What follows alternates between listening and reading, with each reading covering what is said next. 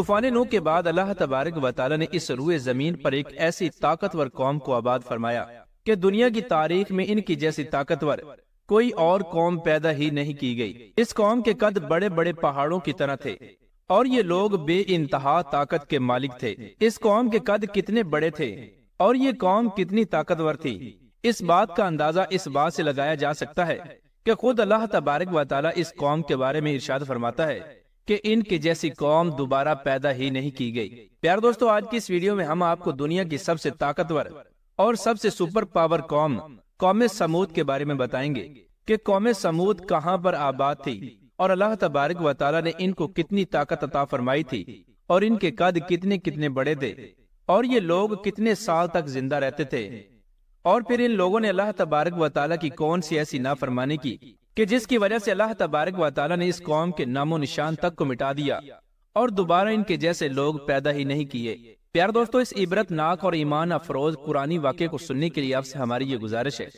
کہ ہماری اس ویڈیو کو اینڈ تک ضرور دیکھیے گا۔ پیار دوستو، اسلام کی تاریخ میں ایک ہی نسل میں سے دو قومیں ایسی گزری ہیں کہ جن کی طاقت کا کوئی بھی مقابلہ نہیں کر سکتا تھا۔ ان میں سے پہلی قوم جو اس دنیا میں وجود میں آئی اس کو قوم عاد کہا جاتا ہے، اور اسی قوم کی نسل میں سے ایک دوسری قوم وجود میں آئی جس کو قوم سمود کہا جاتا ہے۔ قوم سمود قوم عاد کی نسل میں سے تھی۔ یہ قوم عاد کے چھوٹے بھائی سمود میں سے پیدا ہوئی۔ یہ قوم دنیا کی لمبی ترین اور طاقتور قوم تھی۔ ان کی جیسی قوم اللہ تبارک و تعالی نے نہ ان سے پہلے پیدا فرمائی اور نہ ان کے بعد کسی قوم کو پیدا کیا گیا۔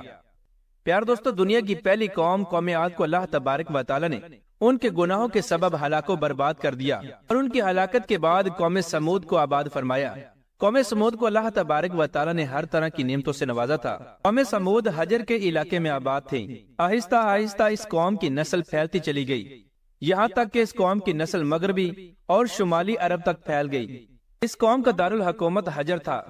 جو کہ شہر حجاز کے بالکل قریب واقع ہے، جس کو آج دنیا مدائن صالح کے نام سے جانتی ہے۔ قوم سمود پر اللہ تبارک و تعالیٰ کا یہ خاص کرم تھا کہ اللہ تبارک و تعالیٰ نے اس قوم کو طاقت کے ساتھ ساتھ لمبے قد اور اپنی بے شمار نعمتوں سے نوازا تھا۔ روایات کے مطابق قوم سمود کا قد 40 ہاتھ تھا اور ان کی اوسط عمر 900 سے 1000 سال تھی۔ یہ ایسی طاقتور قوم تھی کہ اس قوم کو کوئی بیماری نہ لگتی تھی، اور نہ ہی ان کی نظر کمزور ہوتی اور نہ ہی ان کے لوگ بوڑھے ہوتے۔ یہ لوگ ہمیشہ جوان اور تندرست رہتے۔ اس قوم کی نمایاں خوبی یہ بھی تھی کہ اگر اس قوم کا کوئی مرد اپنی عورت کے ساتھ ایک مرتبہ ہم بستری کرتا تو وہ عورت ایک ہی مرتبہ میں حاملہ ہو جاتی۔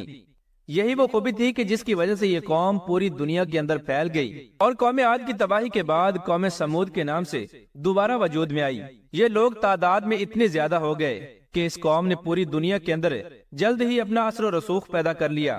پیار دوستو، یہ لوگ بڑے بڑے پہاڑوں کو تراش کر ان کے اندر خوبصورت محلات بنا کر رہا کرتے تھے،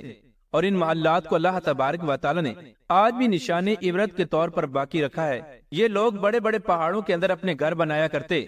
اور اسی کے اندر اپنی زندگی گزارا کرتے۔ اللہ تبارک و تعالی نے قوم سمود کو بہت کچھ عطا فرمایا تھا۔ سرسبز و شاداب باغات، میٹھے پانی کی نہریں اور پتھریلی زمین پر ہر طرح کے پھل اور اناج۔ یہ لوگ اتنی عالی شان زندگی گزارتے تھے اور اتنے عالی شان محلات بنایا کرتے تھے کہ دور دراز سے لوگ صرف ان کے محلات کو دیکھنے کے لیے آیا کرتے۔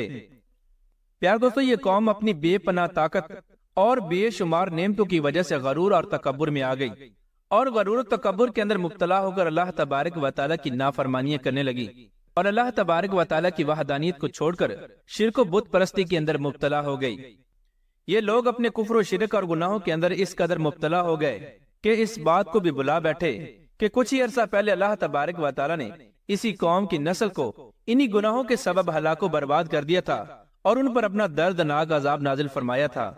اس قوم کی ہدایت کے لیے اللہ تبارک و تعالیٰ نے اپنے پیارے نبی حضرت صالح علیہ السلام کو مبعوث فرمایا۔ حضرت صالح علیہ السلام نے اللہ تبارک و تعالیٰ کے حکم کے مطابق اپنی قوم کو سمجھانا شروع کر دیا اور ان کو کفر و شرک اور بت پرستی سے منع کیا، لیکن یہ قوم اپنے گناہوں اور بت پرستی سے باز نہ آئی اور اسی طرح اللہ تبارک و تعالیٰ کی نافرمانیاں کرتی رہی۔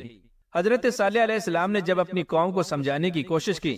تو اس قوم کے سردار حضرت صالح علیہ السلام سے معجزہ طلب کرنے لگے۔ اس قوم کے سردار حضرت صالح علیہ السلام سے کہنے لگے کہ آج تک جو کوئی بھی نبی آیا وہ اپنے ساتھ کوئی نہ کوئی معجزہ لے کر آیا، اگر تم اللہ تبارک و تعالیٰ کے سچے نبی ہو تو ہم کو معجزہ دکھاؤ۔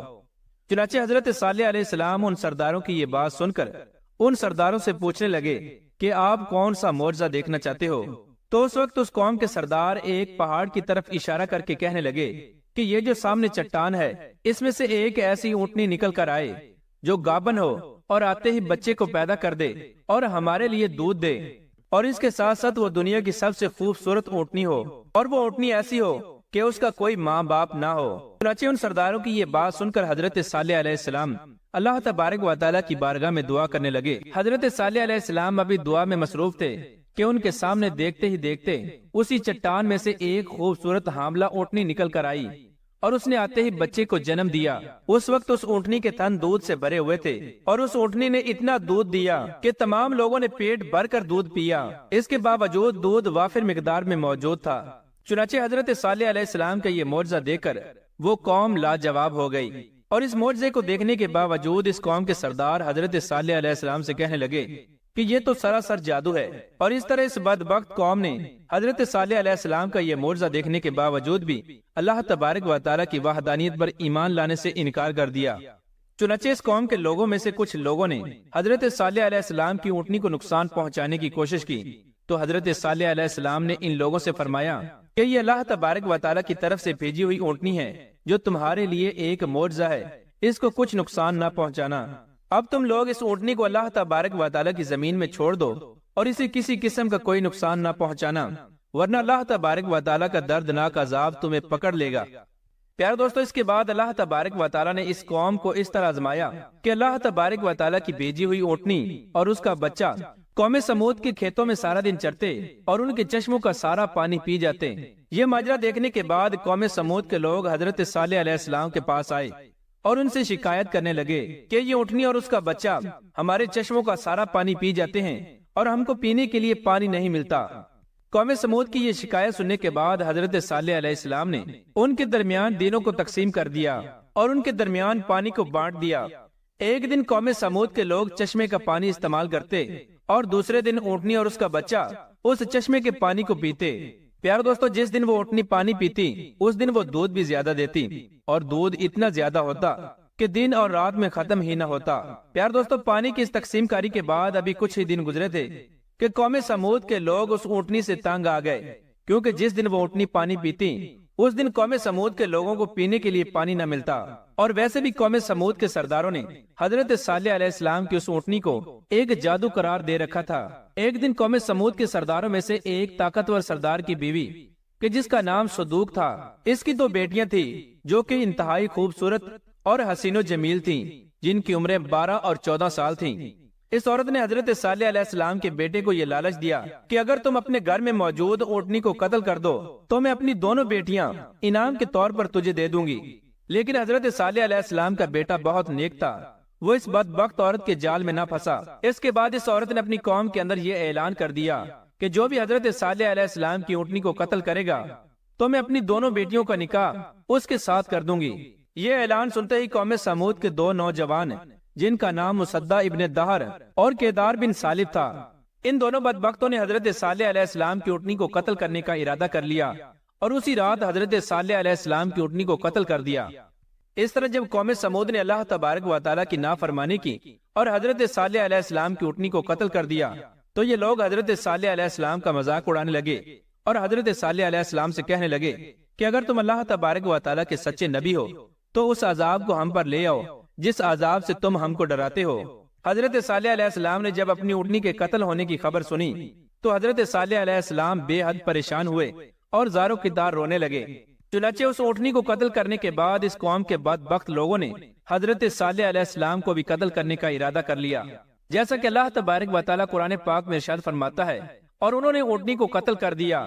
اور انہوں نے اللہ تبارک و تعالیٰ کی نافرمانی کی اور وہ صالح علیہ السلام سے کہنے لگے کہ اس عذاب کو ہم پر لے آؤ جس عذاب سے تم ہم کو ڈراتے ہو۔ پیارے دوستو، اس طرح جب ان لوگوں نے اللہ تبارک و تعالیٰ کی نافرمانی کی اور اللہ تبارک و تعالیٰ کی بھیجی ہوئی اونٹنی کو قتل کر دیا اور خود ہی اللہ تبارک و تعالیٰ کے عذاب کو طلب کرنے لگے تو حضرت صالح علیہ السلام اپنی قوم سے فرمانے لگے کہ اب تم لوگوں کو اللہ تبارک و تعالیٰ کے عذاب سے کوئی نہیں بچا سکتا۔ چنانچہ حضرت صالح علیہ السلام کی یہ بات سننے کے بعد اس قوم کے 9 بدبخت لوگوں نے اس بات کا پختہ ارادہ کر لیا کہ اب وہ حضرت صالح علیہ السلام کو قتل کر دیں گے۔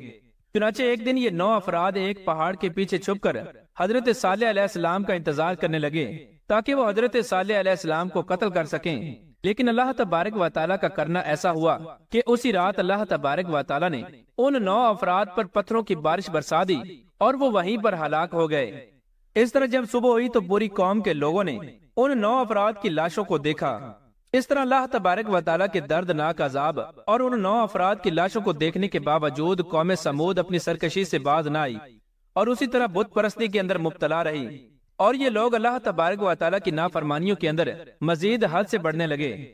پیار دوستو، جب قوم سمود قابل ہدایت نہ رہی اور یہ قوم اپنے گناہوں سے باز نہ آئی تو اس وقت حضرت صالح علیہ السلام نے اپنی قوم سے فرمایا کہ تمہارے پاس 3 دن بچے ہیں، جتنی چاہے عیش و عشرت کر لو، اور یہ 3 دن جیسے چاہو شراب و کباب گزار لو۔ ان 3 دنوں کے بعد اللہ تبارک و تعالیٰ کا دردناک عذاب تمہارا منتظر ہے۔ اس طرح جب حضرت صالح علیہ السلام نے اپنی قوم کو اللہ تبارک و تعالیٰ کے عذاب کی وعید سنائی تو اس قوم کے لوگوں نے حضرت صالح علیہ السلام کا مذاق اڑانا شروع کر دیا، اور اس قوم کے بے شرم لوگ حضرت صالح علیہ السلام کا مذاق اڑاتے ہوئے حضرت صالح علیہ السلام سے پوچھنے لگے کہ آپ ہی بتا دیں کہ ہم یہ 3 دن شراب میں گزاریں یا شباب میں۔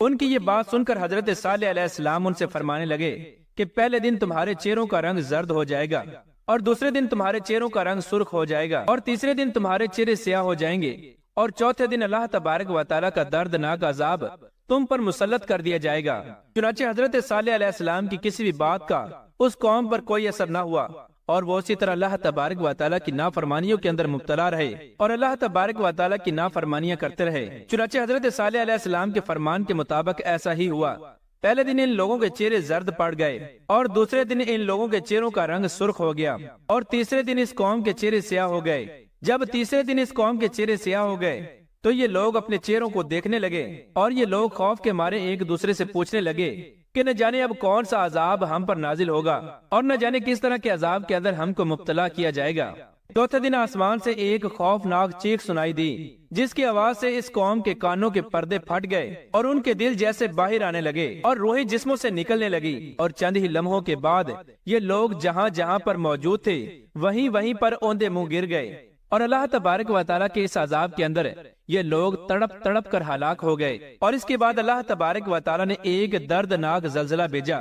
جس زلزلے کی وجہ سے انہی کے گھروں کو انہی کے اوپر گرا دیا گیا، جیسا کہ اللہ تبارک و تعالیٰ قرآن پاک میں ارشاد فرماتا ہے، اور جب ہمارا حکم آ گیا تو ہم نے حضرت صالح علیہ السلام کو اور ان لوگوں کو جو ان پر ایمان لائے تھے ان کو اپنی مہربانی سے بچا لیا اور اس دن کی رسوائی سے محفوظ رکھا۔ بے شک تمہارا پروردگار طاقتور ہے۔